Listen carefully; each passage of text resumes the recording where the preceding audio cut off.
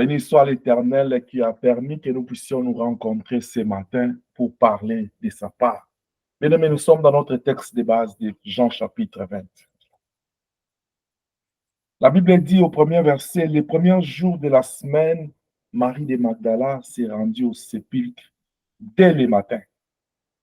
Comme il faisait encore obscur, elle vint que la pierre était ôtée du sépulcre.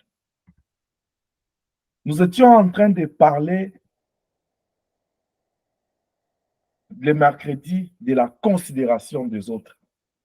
Quand Marie de Magdala s'est retrouvée à l'entrée de la tombe de Jésus, la Bible dit, de l'extérieur, elle a vu deux personnes, des anges, un à la tête, l'autre au pied de Jésus. Mais quand elle tourna, elle a vu une personne derrière. Et la personne, la Bible dit que c'était le Seigneur Jésus-Christ. Mais Marie ne savait pas que c'était le Seigneur Jésus-Christ. La Bible dit dans la compréhension de Marie, c'était le jardinier. Mais écoute comment Marie appelle le jardinier. Il dit Seigneur.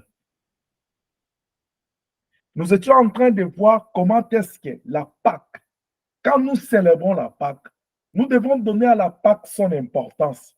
Parce que par sa mort et par sa résurrection, Jésus nous a enseigné l'importance qu'il nous a donnée.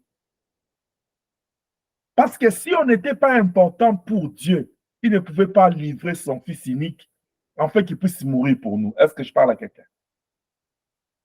Amen. Amen. La Bible dit dans Jean 3,16, il dit, car Dieu a tant aimé le monde. Quand on dit Dieu a tant, la Bible n'a pas dit Dieu a aimé, il dit Dieu a tant aimé le monde. C'est-à-dire, on est en train de montrer l'importance, l'amour, les degrés, les niveaux de l'amour de Dieu pour l'homme. Quand ça arrive à ces niveaux-là, cela démontre l'importance que Dieu accorde à l'homme. Pourquoi Dieu va aller accorder à l'homme cette importance? Parce que lui-même, à la création, au commencement, c'est Dieu qui a défini l'homme différemment des autres créatures. Pour l'homme, pour la lumière, la Bible dit, Dieu dit que la lumière soit et la lumière fit. Mais pour l'homme, Dieu a dit, créons l'homme à notre image. C'est-à-dire, dès le commencement, le Seigneur accorde à l'homme l'importance. Dieu considère l'être humain parce qu'il a créé à son image. Voilà pourquoi, quand Marie tourne vers celui qu'elle considérait le jardinier, Marie a eu de la considération pour cet homme. Pourquoi? D'où est née cette considération? La considération du jardinier.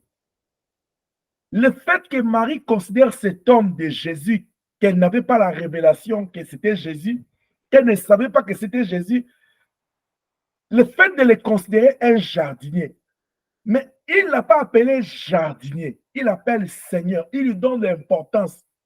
Cela est né à quoi? Cela est dit à quoi? La première des choses, ce matin, j'aimerais que nous puissions voir ensemble qu'est-ce qui peut créer dans l'homme, qu'est-ce qui peut causer dans l'homme, motiver l'homme à considérer l'autre.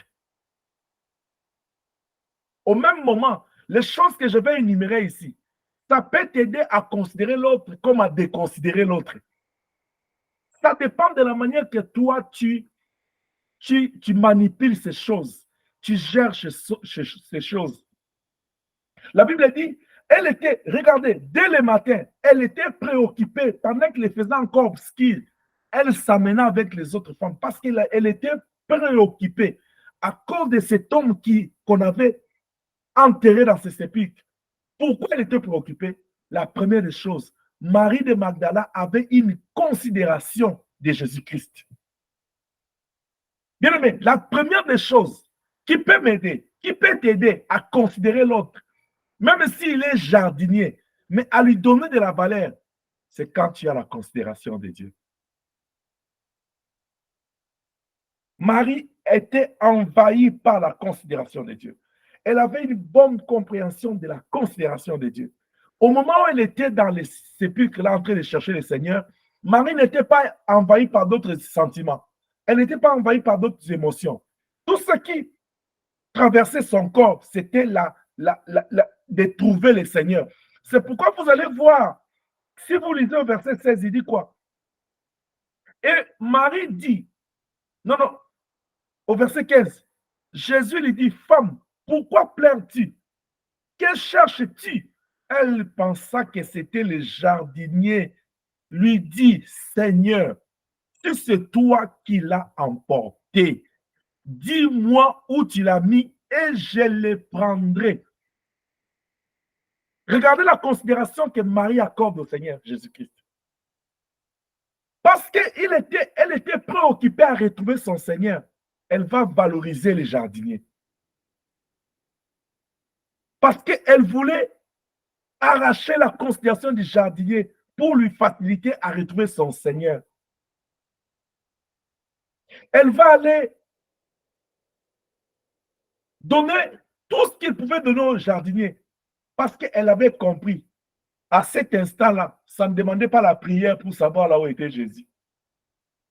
Ça ne demandait pas de gêner. C'est pourquoi je vous ai toujours dit, tout n'est pas résolu par la prière. Il y a des choses qui passent par les principes de Dieu. Et l'un des principes que Dieu établit, c'est la considération de l'autre. Pour considérer l'autre dans ta vie, il faut commencer par considérer les créateurs. Tu ne peux pas considérer la créature sans les créateurs. Il y a des gens qui considèrent Dieu, mais ils ne considèrent pas les hommes. Ils ne considèrent pas les êtres humains. Ils ne considèrent pas leurs prochains. Ils n'ont pas de regard, ils n'ont pas de respect, ils n'ont pas de place dans leur cœur pour les autres, mais ils disent qu'ils aiment Dieu. Ça, ce n'est pas l'évangile. 1 Jean chapitre 4, verset 20 à 21, qu'est-ce que la Bible dit? Il dit, si quelqu'un dit « j'aime Dieu » et qu'il haïsse son frère, c'est un menteur. Alléluia.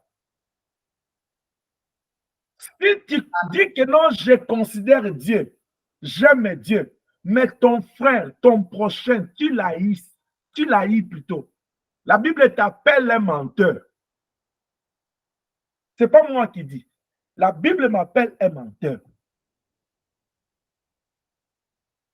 Ce n'est pas important, bien-aimé, de faire semblant d'aimer quelqu'un, de faire semblant de considérer quelqu'un, de faire semblant de respecter quelqu'un, mais dans ton cœur, tu sais que ce n'est pas vrai. Celui qui sonde le cœur juste dans les reins, il connaît. Marie de Magdala, la femme dont nous parlons, dont nous nous inspirons, c'est moi Pascal, Marie a considéré le jardinier. Il est allé jusqu'à l'appeler Seigneur. Si c'est toi qui l'as déplacé, dis-moi là où tu l'as mis. Je vais juste le prendre. Je ne vais pas te faire du mal. Je commence à réfléchir. Je dis, est-ce que Marie de Magdala, avec quelle position sociale, qu'est-ce qu'elle pouvait avoir comme influence sur cet homme? Ça, je suis en train de dire à quelqu'un, peu importe l'influence que tu peux avoir, peu importe la position que tu occupes dans la société, ne déconsidère pas l'autre. Ne manque pas le respect à l'autre. Ne fais pas du mal à l'autre. Amen. Parce que ta position là, c'est Dieu qui t'a donné. La Bible dit, même ceux qui sont entrés élevés en autorité, ceux qui dirigent, même que tu sois à l'église, que tu sois dans ta famille, que tu sois dans la société, tu occupes un poste, une position d'autorité. N'utilise pas ta position d'autorité pour détruire les gens. N'utilise pas ta position d'autorité pour manquer le respect, pour déconsidérer les gens, pour influencer, impacter les gens mal, de façon négative. Ce n'est pas la volonté de Dieu. Parce que la Bible dit toute autorité vient de Dieu. Si là où tu es rendu, c'est Dieu qui t'a élevé, alors respecte le Créateur. Tu sais quoi? La Bible dit on ne se moque pas de Dieu. Ce qu'un homme aura semé, il le moissonnera. Cela veut dire quoi? La même personne qui t'a élevé, il est capable de te rabaisser. Tu es avec moi? Amen. Parce qu'il t'a élevé. Il veut que tu comprennes. La Bible dit, de la poussière, il prend l'indigent, il le fait asseoir parmi les grands. Celui qui t'a pris de la poussière, il t'a élevé. Il peut aussi prendre l'autre. Et nous devons comprendre que Dieu, il fait toutes choses bonnes à son temps. Et chaque personne a son temps que Dieu a marqué pour son élévation. Si c'est le temps c'est ton temps, fais-le bien. Parce que quand ça viendra le tour de l'autre, tu risques de payer les pots cassés. Regardez dans la société comment ça se passe. Vous allez voir même les dirigeants politiques qui, dès qu'il prend le pouvoir, il va user de son pouvoir pour faire du mal aux gens, croyant qu'il va mourir là-bas. Mais dès qu'il perd le pouvoir, il devient vulnérable. Pourquoi? Parce que quand il était en position d'autorité, il faisait du mal aux gens. On ne se moque pas de Dieu. Ce que l'homme aura sémé, il le moissonnera. Quand tu sèmes la déconsidération pour l'autre, c'est ce que tu vas moissonner. Il y aura un temps, tu vas perdre le respect, tu vas perdre le sens, tu perdras la considération. Dieu, il te fera payer ce que toi tu fais payer aux autres, ce que toi tu donnes aux autres. Ça, c'est le principe de Dieu. Marie de Magdala, elle tourna vers Jésus, mais elle ne savait pas que c'était le Seigneur. Elle croyait que c'était le jardinier. Mais parce qu'elle était remplie de la considération du Créateur, gloire soit rendue à Dieu. La Bible dit, la nature elle-même ne vous enseigne-t-elle pas? Tu vois un enfant comme qui est là, essaie seulement de, permettez-moi, insulte sa mère à sa présence. Tu verras comment Kéat va devenir rouge. Ou bien dis seulement quelque chose de mal contre Kéat à la présence de maman Inès. Même si elle ne manifeste pas, elle sera choquée. Tu sais pourquoi? Tu ne peux pas dire à la créature, tu ne peux pas parler à la créature du mal de son créateur. C'est un principe naturel. C'est naturellement naturel. Tu ne peux pas aimer la créature, tu laisses tomber le créateur. D'ailleurs, dans la Bible, ça se justifie. Dieu apparaît à Job. Il dit à Job, est-ce que Job, qui es-tu? Toi, qui es-tu pour obscurcir mes desseins? Job était en train de dire, je vais voir Dieu discuter avec lui. Dieu lui dit, connais-tu l'hippopotame, la bête sauvage de la mer? Est-ce que tu peux résister devant lui? Job dit non. Il dit, mais si tu ne peux pas résister devant la créature, si tu considères la créature et puis les créateurs, si tu dis que tu aimes Dieu, tu considères Dieu, tu dois considérer sa créature. Surtout que l'homme est une créature particulière. Vous savez la particularité de l'homme? C'est parce qu'il est créé à l'image de Dieu. Jean, il dit, si quelqu'un dit qu'il aime, j'aime Dieu, et qu'il haïsse son frère, en d'autres termes, si quelqu'un dit qu'il considère Dieu, il respecte Dieu, il aime Dieu, mais il ne respecte pas, il ne considère pas, il n'aime pas son frère, c'est un menteur. Or, les menteurs n'entreront pas au ciel. Voilà pourquoi Dieu nous a ramenés dans ses plus près de toi, pour nous rapprocher de lui, afin de nous préparer à entrer au ciel. Il est de ta responsabilité. Il est de ma responsabilité de travailler pour notre ciel. Jésus revient bientôt. Marie de Magdala, quand elle est allée rapporter à Pierre, la Bible dit Pierre courit avec l'autre disciple. Nous avons dit le premier jour, quand nous célébrons la Pâque, nous devons comprendre que non, nous n'avons plus assez de temps. L'agneau déjà fut immolé. L'agneau a fait son travail pour nous réconcilier avec Dieu. Nous avons tout intérêt à travailler pour notre réconciliation avec le Seigneur, pour notre croissance avec Dieu, pour notre relation avec le Seigneur, pour maintenir, pour la stabilité de notre relation avec lui. Et ceci passe par la considération de Dieu. Parce que quand on a la considération de Dieu, on va considérer sa parole, on va considérer son œuvre, on va considérer sa créature qui est l'homme. Jean continue, il dit, car celui qui n'aime pas son frère qu'il voit, comment peut-il aimer Dieu qu'il ne voit pas? Vous savez, la vie spirituelle, la vie chrétienne, comme on le dit, c'est spirituel. Ce sont des choses que nous ne voyons pas avec nos yeux, nous croyons dans notre cœur. Dieu, tu les vois? Non. Même Moïse a demandé à Dieu, je vais te voir. Dieu lui a dit, cache-toi sous les rochers. Mais Moïse n'a vu qu'il est dos. Mais le Seigneur s'est permis de créer l'homme à son image pour que quand tu regardes l'autre, tu vois Dieu au travers de lui. Amen. La question est de savoir, Quand toi tu regardes l'autre, avec quel œil tu regardes l'autre? Parce que la considération de l'autre, ça se définit par le fait, c'est l'œil que tu as pour l'autre, c'est le regard que tu as pour l'autre. C'est avec quel œil, quel regard que toi tu as pour les autres. Le monde est allé à un niveau, est rendu à un niveau où l'ego et l'égoïsme battent son plein. C'est-à-dire tout le monde veut que les choses soient centrées sur lui. Quand c'est l'autre, les gens ils sont dérangés. Quand c'est l'autre qui est élevé, les gens ils sont dérangés. Bien aimé, vous savez, avec Dieu, il y a quelque chose que nous devons nous habituer. Si le Seigneur Dieu que non, le Seigneur Dieu dit que c'est le temps d'élever béni, même si moi je suis contre, ça fait quoi? Même si je gonfle, ça fait quoi? Même si je suis choqué, ça fait quoi? Dieu va se mettre et dire, Emmanuel, pourquoi tu es fâché? Parce que je vais élever béni. Mais Seigneur, moi je suis son grand frère, je suis son aîné, pourquoi tu commences avec le petit? Il va te répondre, il dit, qui es-tu pour obscurcir mes desseins?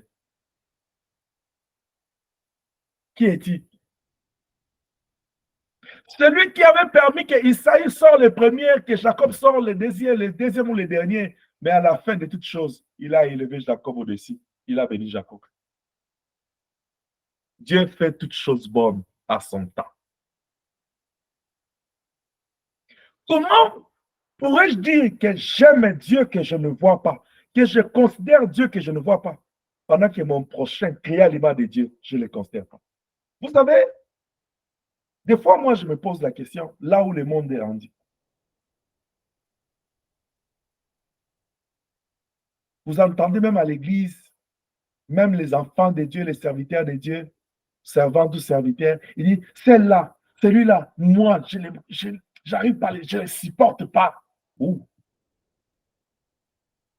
Et cela arrive même, on termine la prière. L'église, à la fin de l'église, il dit, mais tu ne savais pas l'italien. Laisse mon pas. Moi, celle-là. On vient de dire Amen à la parole de Dieu. Le pasteur vient de dire Jésus revient bientôt. On a dit Amen. On a dit Jésus revient bientôt. Est-ce que s'il revient, tu vas entrer au ciel? Alléluia. Il dit, l'autre, il dit, es-tu prêt? Il dit Amen. Mais dans ton cœur, tu n'as pas de considération pour l'autre. Au ciel, les gens qui ont la haine n'entreront pas. Parce que le royaume de Dieu n'est pas le royaume des aînés. Au ciel, les rancuniers n'entreront pas. Les colériques n'entreront pas. Au ciel, les gens qui ont l'ego, l'égoïsme, qui n'ont pas la considération des autres n'entreront pas. Parce qu'au ciel, là-bas, nous serons en famille. Un jour, on vient dire à Jésus, ta mère, tes frères te cherchent. Il dit, qui est mon père, qui est ma mère, qui est mon frère, ma sœur? C'est celui qui fait la volonté de mon père. Voilà comment le diable est entré juste dans l'église. Même dans l'église, là où nous devons être ensemble, là où nous devons nous aimer, nous devons être unis, le diable est entré. C'est normal. Vous savez pourquoi c'est normal?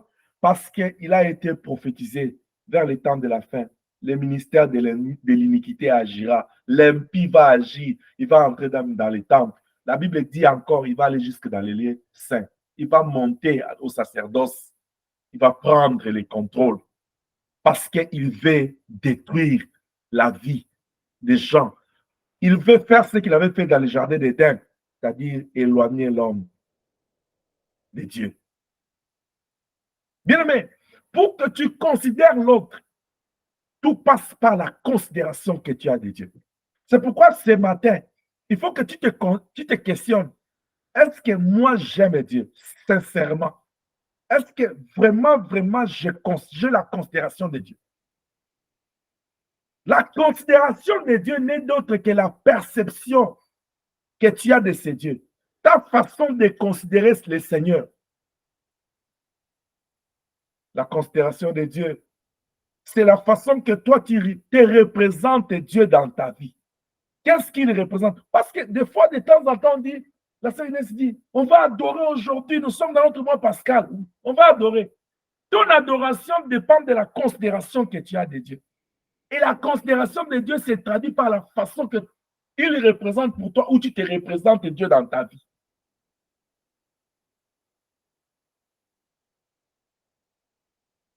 Qui a un témoignage à faire? Personne.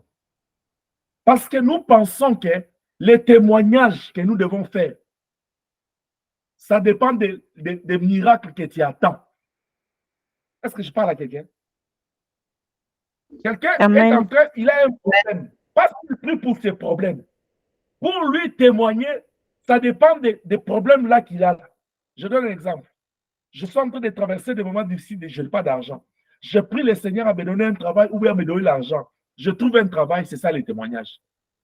Quelqu'un me bénit avec l'argent, c'est ça les témoignages. Je dis oui. Mais si, la question est de savoir, si je n'ai pas encore eu les travails ou l'argent, je n'ai pas d'autres témoignages.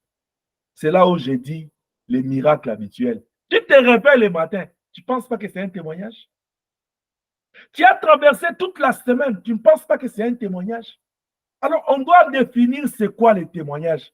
Quelqu'un qui a la considération de Dieu, il a une autre vision du témoignage à rendre de Jésus-Christ. Une autre vision du témoignage qu'il doit rendre de Dieu. Tellement nous sommes focalisés sur ce que nous voulons avoir. Nous oublions même ce que... Parce que même quand nous cherchons ce que nous voulons là, ce que notre cœur désire, Dieu ne nous a pas encore donné ça, c'est certes. Mais ça ne veut pas dire que Dieu ne nous donne pas d'autres choses. Ça ne veut pas dire que Dieu ne fait pas d'autres choses dans nos vies. Mais le problème, c'est quoi? Le problème, c'est parce que nous sommes tellement focalisés, nous croyons que non, nous pensons. Témoigner veut dire, comme j'ai un problème d'argent, je suis malade présentement là, si je prie, Dieu me guérit, c'est ça les témoignages. Mais d'autres choses que Dieu fait là dans nos vies, là, il fait dans nos vies, ce n'est pas les témoignages. Est-ce que je parle à quelqu'un? Amen. Les témoignages, c'est rendre public, c'est proclamer les bienfaits de Dieu dans ta vie. Et ces bienfaits de Dieu dans ta vie sont innombrables. On ne peut pas les compter. Je me souviens un chantre, il dit, si tu veux connaître les bontés de l'Éternel, compte le nombre des étoiles. Comme Dieu a dit à Abraham, il dit, est-ce que tu peux me compter les nombres? Il n'a pas pu, il dit, telle sera ta descendance. Aujourd'hui, Abraham peut compter sa descendance. Dieu est fidèle. Je vais dire à quelqu'un, Dieu ne ment pas. Tout ce qu'il a dit dans sa parole est vrai. Je parle de sa parole. Amen. Parce que dans ce qui est ici, là, la Bible dit c'est inspiré de Dieu. J'ai la confiance à ça. J'ai 100% confiance à cette parole. Et il n'y aura pas une prophétie qui viendra contredire cette parole. Cela ne veut pas dire que je n'ai pas confiance aux prophéties. Je dis encore, j'ai 100% confiance à cette parole. Quant aux prophéties, quand les prophètes prophétisent, la Bible me dit d'examiner. C'est-à-dire, quand la Bible me demande d'examiner là, il ne m'a pas dit d'examiner ici. On m'a dit d'examiner la prophétie. Quand j'examine là, parce que c'est plus qu'il y a beaucoup de choses, je ferme cette parenthèse-là. Celui qui a la considération de Dieu, comme Marie de Magdala, regarde comment il est préoccupé. Quelqu'un qui a la considération de Dieu, il est préoccupé par Dieu. Parce que la considération de Dieu se traduit par ta façon d'aimer Dieu, par ta façon de respecter Dieu, par ta façon de croire en Dieu, par ta façon de le servir, de l'adorer, par ta façon de parler, de poser des actes. On dit à Pierre, tu viens de goûter la prison, non? Il dit oui. Maintenant que tu as goûté la prison, est-ce que tu vas encore aller répéter? On t'interdit de ne plus citer ce nom-là. Il dit, à cause de la considération que moi j'ai de cet homme-là, vous ne comprenez rien? Moi, j'ai travaillé toute la nuit. Toute la nuit. Je n'ai rien eu dans ma vie. Je sortais médiocre un matin de l'eau. Moi qui étais spécialiste à recevoir, à recueillir des gros poissons dans les eaux. Moi que l'eau obéissait, ce jour-là, l'eau a désobéi à moi. Cet homme que je ne connaissais pas, il est passé sur mon chemin.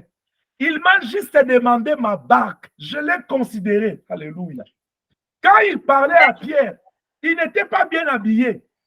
C'est Marie de Magdala et les femmes et les autres qui ont commencé à habiller bien Jésus. Ce jour-là, je ne sais pas s'il était en fin lait. Mais quand Pierre l'a vu, Il dit à Pierre seulement, prête-moi ta barque. Pierre lui a laissé. Dans quel état il a trouvé Pierre?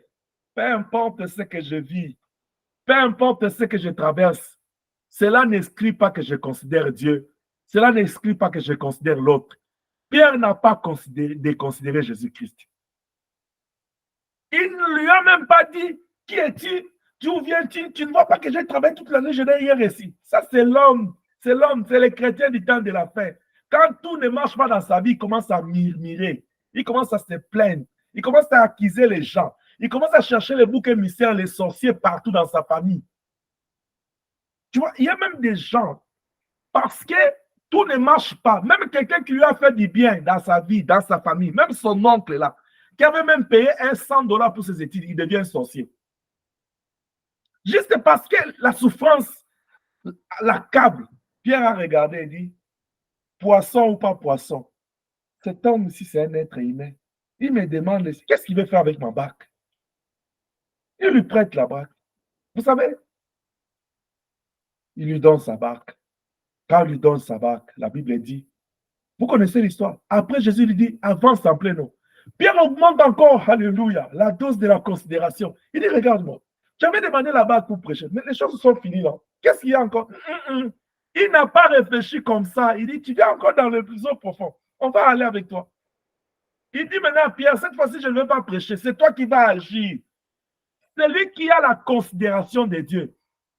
La Bible dit, si tu m'honores, j'honore celui qui m'honore. Celui qui me niera, je le nierai devant mon Père. Quand tu considères Dieu, tu vas considérer l'autre et Dieu va te faire considérer. Vous savez, la considération, je vais te dire une chose. Sois prêt à écouter ce que je suis en train de te dire. Je parle de moi. Je prends mon exemple. Pour que je sois considéré dans ce monde, j'ai des choses à faire. Je dois premièrement considérer Dieu et considérer l'autre. Je ne dois pas obliger l'autre à me considérer. Je ne dois pas m'imposer pour être considéré. Quand moi je considérerai Dieu et je considérerai l'autre, c'est quand le Seigneur me fera considérer. Est-ce que je parle à quelqu'un? Amen. Amen. Je répète encore ce que je suis en train de dire. Je parle de moi. Je prends mon exemple. Si je vais être élevé, si je vais être respecté, si je vais être considéré, parce que c'est ce que toi tu veux, c'est ce que aussi je veux.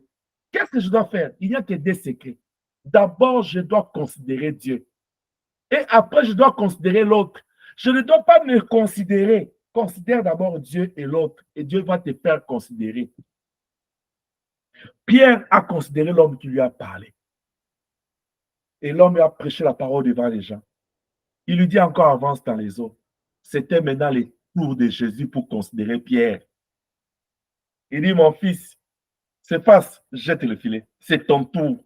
Quand tu considéreras le Seigneur, certainement, c'est lui qui choisira l'endroit, les moments de ta considération.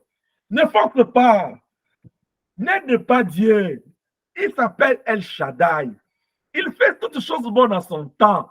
Non, moi je fais comme... Non.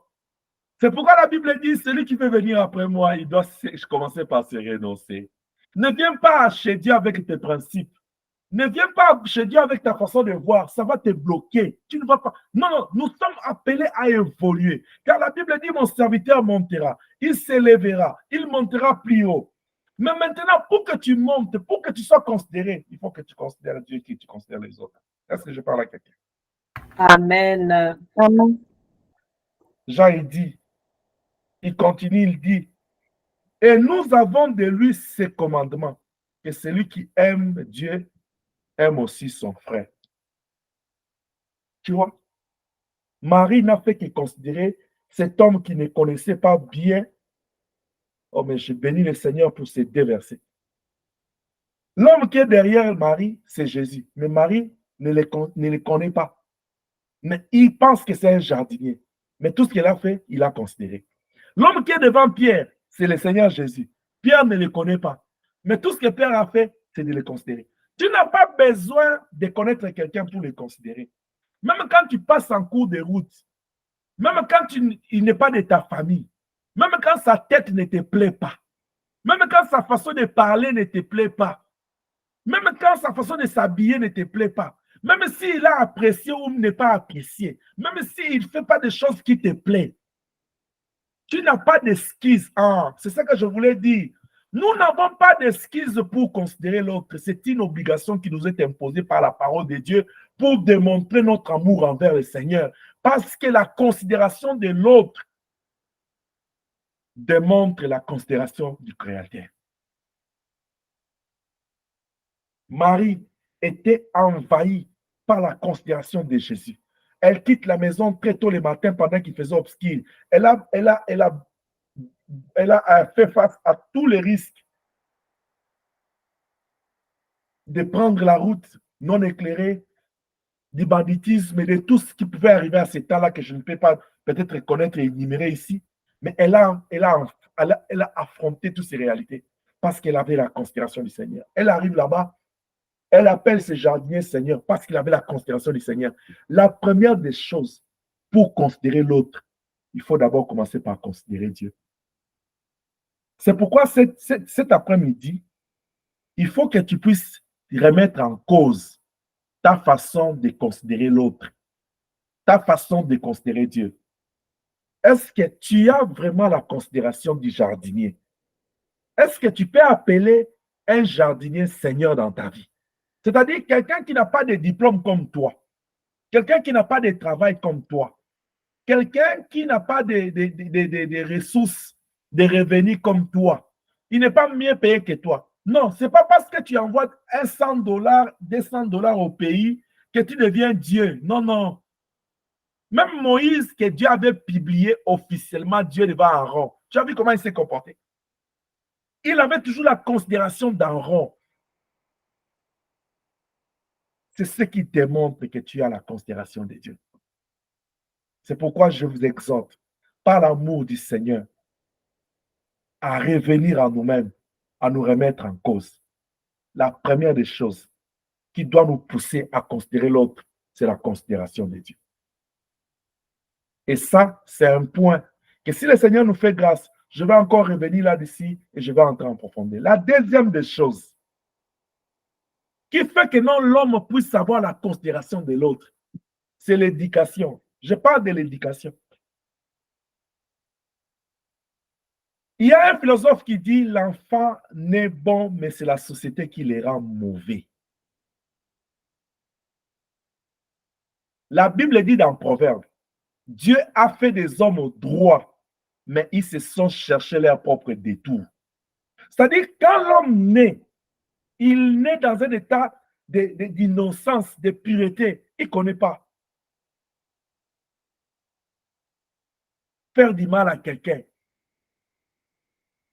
Maintenant, c'est l'éducation que l'enfant reçoit. Parents, écoutez-moi. C'est l'éducation que vous donnez à vos enfants qui vont le forger à considérer les autres ou pas.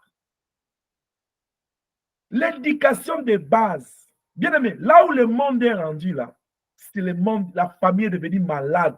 Parce que les parents, ils n'ont pas assez de temps pour s'asseoir avec leurs enfants pour leur parler. Que ce soit ici en Amérique, que ce soit en Europe, que ce soit en Afrique. C'est encore plus grave en Afrique parce qu'en Afrique, là, nous ici, nous avons encore la chance de travailler 8 heures du temps. En Afrique, là, quelqu'un va sortir de sa maison 4 heures, à 20 heures, fatigué. C'est à 21 heures qu'on allume le feu pour préparer à peine. Vous savez, il y a d'autres familles, comme on a toujours dit là, ils mangent par horaire. Aujourd'hui, c'est les enfants, demain, c'est les parents. C'est compliqué. Et le temps là que les parents peuvent mettre pour faire asseoir les enfants, pour leur parler de la vie, il n'y en a plus. Même ici, en Amérique, même ici au diaspora, ça se passe comme ça.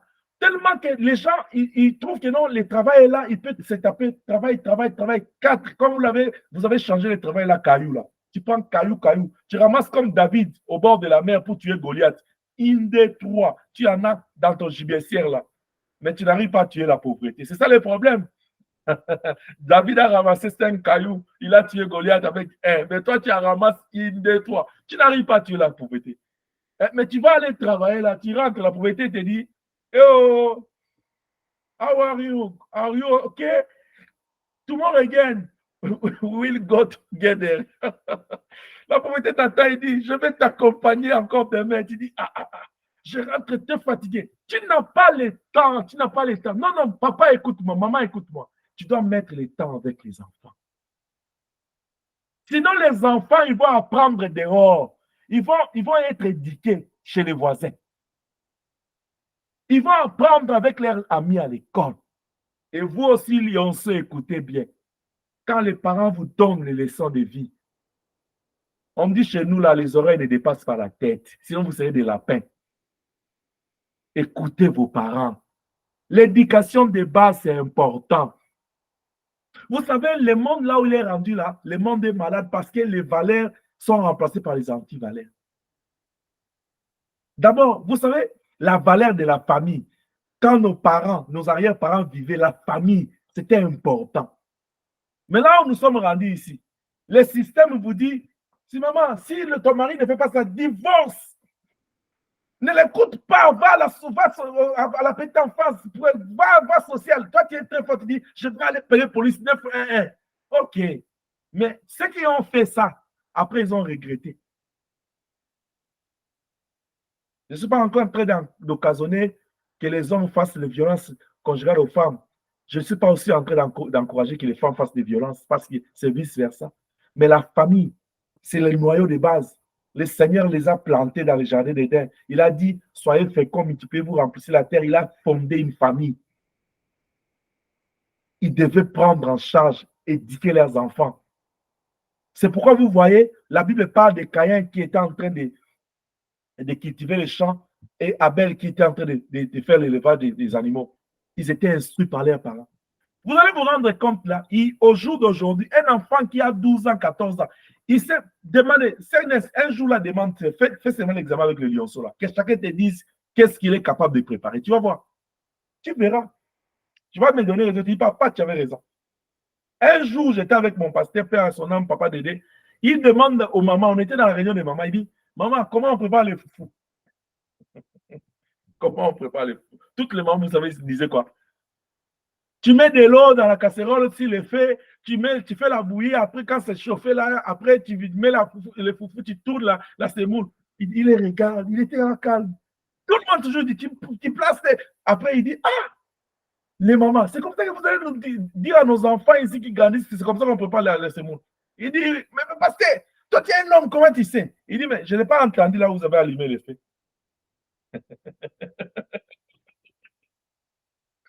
Toutes les mamans étaient, le temps là de s'asseoir, de donner aux enfants l'éducation. L'éducation là, c'est très important. Parce que dans l'éducation, les parents diront aux enfants, tu vas à l'école, ne touche pas aux histoires d'autrui, ne vole pas, respecte l'autre, considère l'autre, ne dis pas de faux mots aux autres, partage. Ce sont des choses, des choses de base que nous recevons dans nos familles. Maintenant, il y a un problème.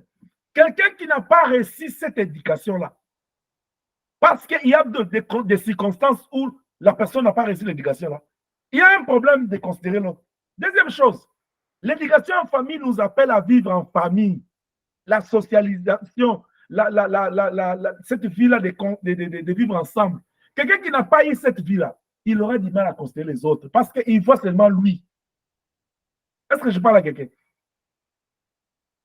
Amen. On ne lui a pas appris à vivre ensemble. Il va considérer l'autre comment? Or, la Bible dit dans Philippiens, dit que l'humilité vous fasse reconnaître les autres plus supérieurs par rapport à vous. Que chacun de vous, au lieu de passer d'abord à ses intérêts, qui passe à l'intérêt de l'autre. Toi, tu n'as pas vécu en famille. Ou bien tu as vécu en famille, mais même en famille, là, on ne vous a pas. Vous savez que même dans une famille, il y a des familles qui sont, ils sont famille, mais ils ne sont pas en famille. Ils sont famille, mais ils ne sont pas en famille. C'est-à-dire, ils portent seulement les noms de YX, CX. Le nom de famille, c'est X. PX, KX, AX. Mais au fond, là, XX dans son coin, l'autre vient au nord, l'autre au sud, l'autre à l'est. Chacun pour soi, Dieu pour tous. C'est le verset biblique de Apocalypse 348, verset 108. Ils en ont. Il dit chacun pour soi, Dieu pour tous. Ils ont créé un verset dans la Bible. Parce que le problème, la famille n'a pas eu le temps d'imprimer les valeurs sociales à quelqu'un, comment il va considérer l'autre? Et quand une telle personne, il va dans la société, il y aura des problèmes. Parce que la société va lui dire, nous devons vivre ensemble. L'école va lui dire, nous devons vivre ensemble. C'est toujours les gens toujours ont des problèmes. En dehors de ça, je parlais de l'éducation. Nous sommes tous bien éduqués ici. J'espère au moins que l'Église, aussi au-delà de l'éducation de la famille, l'éducation de l'école, l'Église est en train de faire son éducation. Donc, nous avons aussi tout intérêt à considérer les autres parce que dans l'Église, on ne prêche pas la haine, on ne prêche pas l'égoïsme, on ne prêche pas le manque de respect des autres, on prêche l'amour. Et Dieu nous dit, si nous l'aimons, nous devons aimer les prochains. C'est ça l'évangile.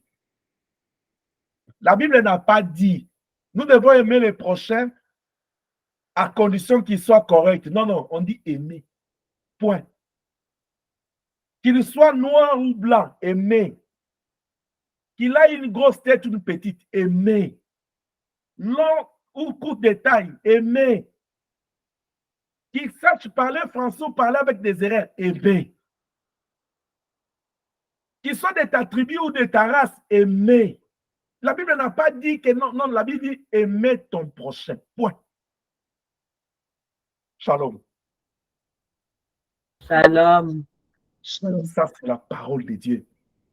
Et si nous sommes enfants de Dieu, c'est en cela. Nous n'allons pas entrer. Gloire à Dieu. Au ciel, là, nous nous efforçons d'entrer. Il n'y aura pas de maison, tu as ta maison, nous allons vivre en famille. Le goût du ciel, c'est l'église primitive qui a goûté à ça. La Bible dit qu'ils vivaient tous ensemble. Chacun les vendre ses propriétés, ils ramenaient l'argent, les biens au pied des apôtres qui partageaient. C'est-à-dire il y avait la considération, il n'y avait pas de sans-abri, il n'y avait pas de plus riches et de pauvres. On était en famille. Bien aimé, écoute. Ma prière, que Dieu te bénisse, que Dieu t'élève. Mais l'élévation, la grandeur passe par la considération de l'autre, la considération de Dieu.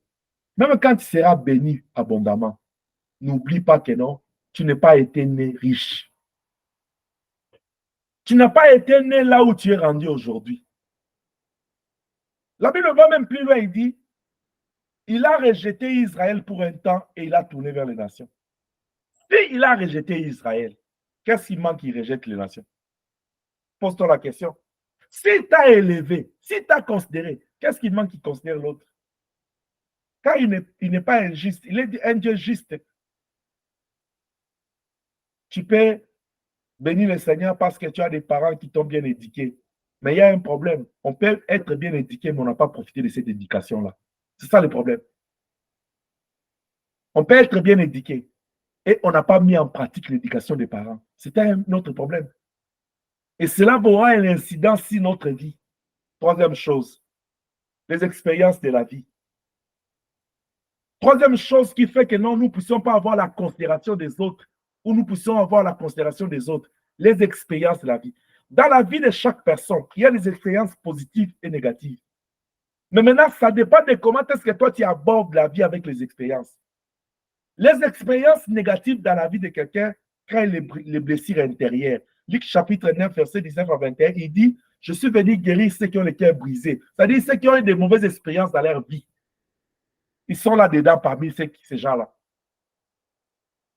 Tu as été choqué, tu as été escroqué, tu as perdu un être cher. Beaucoup de choses dans les blessures intérieures. Alors, une personne qui est blessée intérieurement, parce qu'il garde les blessures en elle, il ne va pas avoir la considération de l'autre.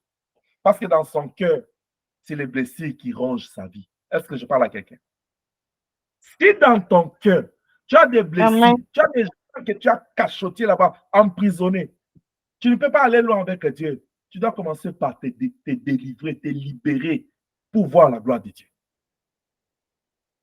Les bonnes expériences, comme Lamentation chapitre 3, il dit, 19 à 21, il dit, quand je pense à l'absinthe et au poison, quand mon âme s'en souvient, elle est abattue au-dedans de moi. C'est-à-dire, les circonstances difficiles de la vie, les expériences négatives, quand je garde ça en moi, ça me détruit. Ça m'empêche de m'épanouir. Jérémie dit, je suis fatigué de ça. Bien, mais tu n'es pas fatigué de ça. Il y a des gens, ils dorment, ils se réveillent, ils méditent toujours de faire des gens du mal, ils mettent toujours le mal sur les gens, il a toujours des mauvaises pensées sur les gens, il a toujours des mauvais sentiments sur les gens. Qui es-tu? Qui est quel genre de chrétien? C'est pourquoi quand je vais dire race de vipères, ça c'est la semence du serpent. Parce que quelqu'un qui a la semence de Dieu dans son cœur, il doit respirer la paix. Il doit respirer l'amour pour les autres. Il doit respirer la considération. Jérémie dit, je vais passer les expériences positives. Les bontés de l'Éternel se renouvellent chaque matin. Bien aimé, dans ta vie, on ne t'a jamais aidé par quelqu'un. C'est que tu es là. Ce n'est même pas l'aide. Il n'y a même pas une goutte d'aide d'une personne. Même pas un conseil, même pas un franc, $1, même pas une prière, même pas un conseil. Il n'y en a pas dans ta vie. Alors tu es spécial. Tu es vraiment spécial. Je t'envie. Malgré que l'envie là, c'est mauvais, moi je t'envie parce que tu es spécial. Moi là que tu me vois là, 99,9999, c'est l'aide des gens.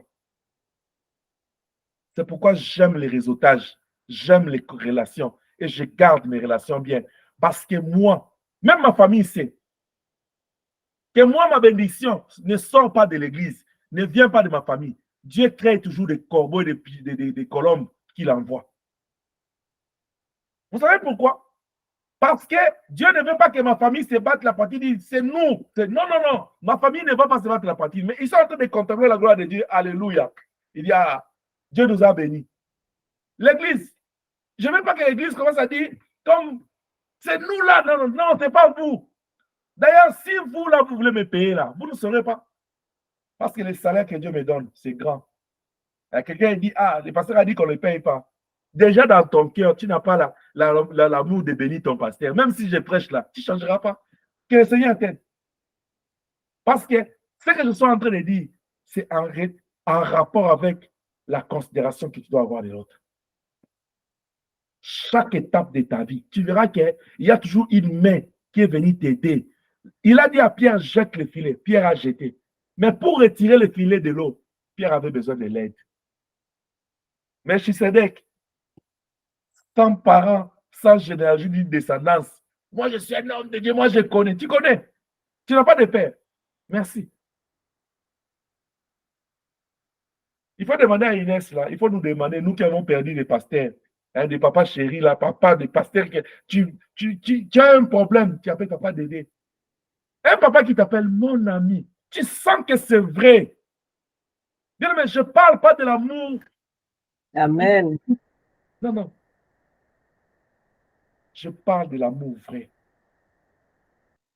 L'amour sincère.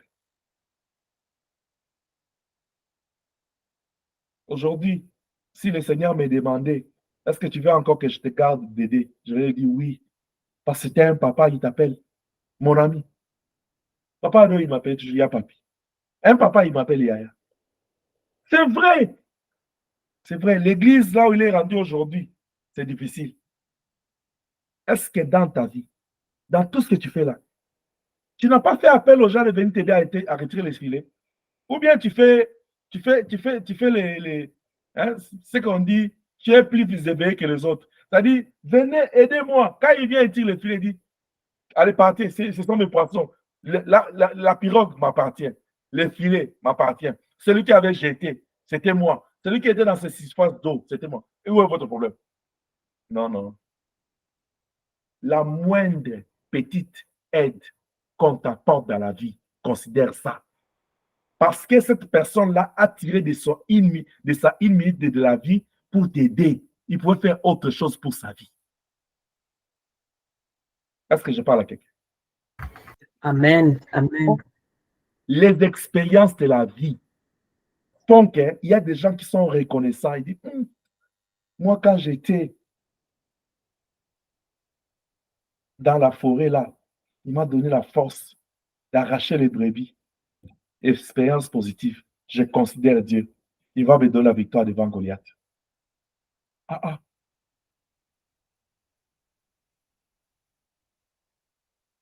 Marie qui vient vers Jésus.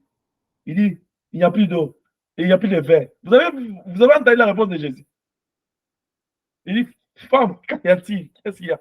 Vous voyez, Marie a décidé avec lui. Marie, elle tourne les dos. Je parle en tant qu'homme. Vous savez ce qu'il s'est dit dans son cœur? Tu vas te souvenir, même quand je poussais là, j'avais la douleur. Tu vas faire ça. Je parle. Elle a tourné le dos, elle est partie. Bien aimé, elle t'a mis au monde. Lionceau, cette maman-là, ce papa-là, t'a mis au monde. Aie pitié d'elle, aie pitié de lui. Considère-la. Inquiète. Considère ta maman Inès là. Quand il parle, considère juste à cause de ça. Marie a dit, faites ce qu'il va vous dire. Mais qu'est-ce qui a poussé Marie à quoi qu'il va faire quelque chose? Marie dit ça en son cœur, il dit, quand je souffrais la neuf pour moi là, tu as fait quoi? Change l'eau là en vin, dit. Moi je parle. Il n'a pas changé. Il a changé. Amen, amen, amen. Il a changé. La considération de l'autre passe par la reconnaissance. Ça peut être la reconnaissance, pas seulement, c'est-à-dire quoi? Pour que je considère, par exemple, Béni. Je n'ai pas besoin seulement que Béni puisse m'impacter, puisse faire quelque chose de bon dans ma vie. Non, non. Peut-être ce que Chilo avait fait dans ma vie, je dis, j'ai bénéficié de Chilo quelque chose. Je peux donner ça aussi, retourner à Béni. Parce que la Bible te dit, ce que tu as réussi, donne aussi aux autres. 1 Pierre 4, 10. Il dit, mettez au service des autres ce que vous avez reçu de Dieu. Nous recevons tous l'aide des autres. Moi, je me rappelle, le premier travail que moi j'ai eu dans ces pays, ce n'est pas mon frère qui m'a donné ça. Ce n'est pas mon frère qui m'a donné le circuit. Ce n'est pas ma famille. Ce n'est pas quelqu'un de mon pays. Pour être plus clair, c'est un ami qui est ivoirien. Et ça fait aujourd'hui ça fait quelque chose de 10 ans que je suis ami avec lui. Pour rien au monde, je vais me souvenir de ça. Pour rien. Tu sais pourquoi? Peut-être tu te dis pourquoi j'aime toujours aider les autres. Parce que je reçois l'aide aussi. On me donne, je donne. Je ne suis pas là comme un gardien. Toi, tu fais que. Tu vas recevoir combien de balles au même moment? Je parlais des expériences. Je vais dire à quelqu'un, ne laisse pas les expériences de la vie détruire la richesse que tu as reçue de Dieu, la considération de l'autre. Mais laisse que tes expériences traduisent, se traduisent d'une bonne façon à augmenter la considération des autres, la considération de Dieu, parce que tu te dis, je suis l'œuvre de l'aide, du soutien des autres. Je vais aller vite pour terminer. La quatrième chose qui influence que l'homme puisse considérer ou déconsidérer l'autre, c'est le diable. Chaque jour, Genèse 3, Adam et Ève voyaient les fruits là. Mais ils n'ont pas vu ça bon à manger. Hein. Il a fallu qu'elle influençait. Il est plus fort que les influenceurs qui sont sur les réseaux sociaux là. Le diable. Les plus influenceurs. Il est venu dire, est-ce que. Le diable a influencé la perception, la vision, la façon de voir les fruits d'Ève. La Bible dit quand Ève a vu ça, elle a envié. Mais pourquoi tous les jours elle n'enviait pas? Parce qu'elle n'était pas influencée par le diable. Ce que je vais te dire, ne laisse pas le diable t'influencer dans la considération de l'autre. Vous savez comment le diable nous influence? Il vient toujours te chuchoter à l'oreille comme il a fait avec Ève. Tu vois ce qu'il t'a fait? Tu vois ce qu'il a dit? Il faut le nuire. Il faut lui rendre ça. Toi, si tu es un homme, non? Ça fait quoi? Tu as tout beaucoup supporté, détruit. Tu vas aller essayer à détruire une chose que tu ne sauras pas détruire. Quelqu'un que tu ne sauras pas détruire. Parce que quelqu'un qui est avec Dieu, tu ne peux pas le détruire. Je te donne l'exemple d'Élie. Il tue le prophète de Baal et de Astarté, il va se cacher. Ça, c'est la peur qui l'a fait aller cacher. Se cacher là. Dieu l'a fait sortir là. Personne ne pouvait atteindre Élie pour lui faire du mal. Je te donne l'exemple de Marie. Quand tout le monde avait la connaissance de la loi qu'on ne pouvait pas porter une grossesse en dehors du mariage, Marie l'a portée. Mais qui a mis la main sur Marie? Parce que Dieu était derrière. Regarde la femme là, la femme de Jean 8. On la poursuit avec des pierres. Pourquoi on ne l'a pas enterrée en cours de route? Pourquoi? Parce que l'Esprit de Dieu était au contrôle. Il est écrit. Le Seigneur est venu chercher, sauver ce qui était perdu.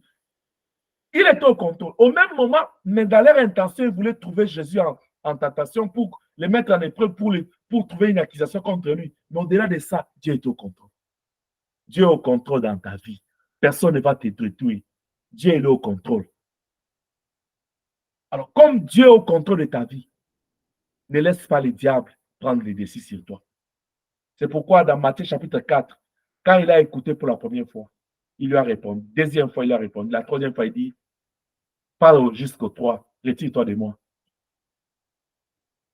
Quand Pierre voulait lui dire, il dit, ça, ce n'est pas le conseil de Dieu, ça, c'est le diable. Arrière de moi, Satan. Bien, mais est-ce que toi, tu es capable de dire à quelqu'un ça? Quelqu'un qui vient te donner un mauvais conseil pour faire une mauvaise chose, est-ce que tu peux lui dire arrière de moi, Satan? Oh non, je ne vais pas lui parler mal, il sera choqué. Moi, Ok, tu veux garder la relation avec lui, tu veux détruire ta relation avec Dieu. C'est ton problème. C'est ton problème. Si tu as les oreilles, écoute ce que l'Esprit dit à l'Église. Le diable peut détruire ta considération de l'autre et de Dieu. Cinquième chose, avant-dernière, c'est l'entourage. Psaume chapitre 1. Dis-moi qui t'y entre, je te dirai qui t'y est. 1 Corinthiens 15, les mauvaises compagnies corrompent les bonnes mœurs. Tu es entouré par qui? 1 Samuel 10, 1 Samuel 9. Tu verras, quand Samuel va se retrouver avec les enfants, la confrérie des enfants des prophètes, l'environnement impacte notre vie. Tu es toujours entouré des gens qui ont toujours le langage raciste, qui ont toujours le langage des rejet des autres, qui sont toujours, ils sont affectés, ils ont des blessés intérieurs par des chocs, des déceptions de la vie. Il va te dire quoi? Que tu dois aimer l'autre, que tu dois considérer l'autre, non? Il ne parlera jamais de bien de quelqu'un. Il y a des gens, quand ils commencent à parler de l'autre, c'est comme si comme l'autre là, c'est plus que le diable. Il n'y a même pas les bons, il n'y a même pas les biens en lui. Ça, c'est l'entourage. Faites attention à qui tu t'entoures. Parce que David avait 37 officiers généraux autour de son trône et Salomon en avait 60. Ça faisait la force. Dis-moi qui tu entres, je te dirai qui tu es. La dernière, c'est Dieu. Quand tu as Dieu, comme Marie de Magdala avait Dieu, ça va t'aider à considérer l'autre. Parce que la semence de Dieu va te dire, Matthieu 5, il dit, aime ton prochain, aimez vos ennemis, priez pour ceux qui vous maltraitent, bénissez ceux qui vous maudissent. N'est-ce pas? C'est l'amour de Dieu en toi qui te dit ça. Ces choses sont dans la parole de Dieu. Et Dieu nous anime. Quand tu penses à Jésus qui est mort, qui est ressuscité, tu dois avoir la considération de l'autre. Et la considération de l'autre passe par la considération de Dieu. Est influencé par les expériences de la vie, l'éducation qu'on a reçue dans la vie, les diables, l'environnement et Dieu. Que cette parole trouve une place dans nos cœurs. Que cette parole puisse garder nos vies en Jésus-Christ pour le jour de l'enlèvement. Que le Seigneur Tout-Puissant nous bénisse au nom de Jésus-Christ.